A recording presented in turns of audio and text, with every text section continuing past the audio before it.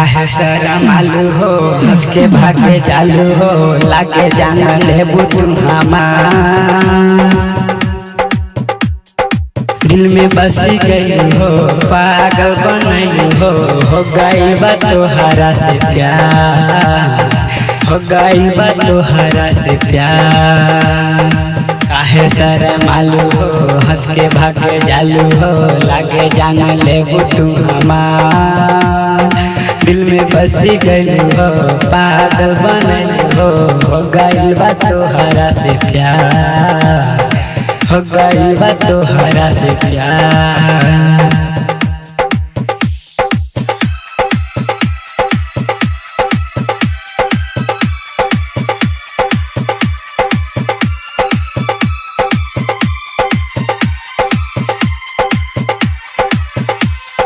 DJ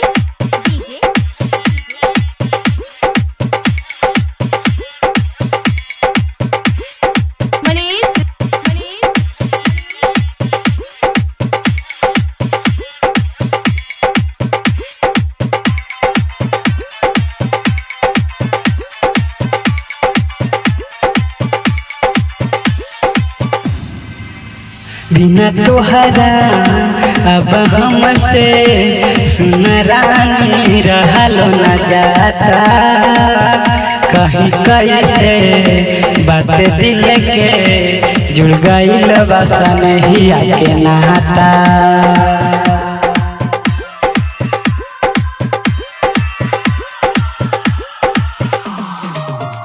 बिना तोहरा अब हमसे सुन रानी सहलो न जाता कहीं कैसे बात दिल के जुड़ गईल बसा नहीं आके नाता फिर तनिया बहो नैना लड़ा बहो तब मिली चैन करा दिल में बसी गई हो पागल बनैलू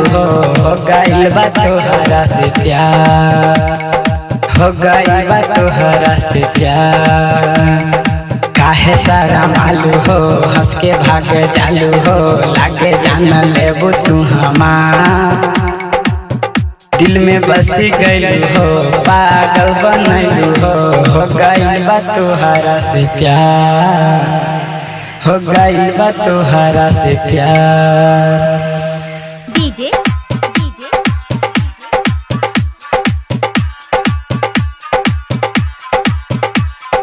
मनीष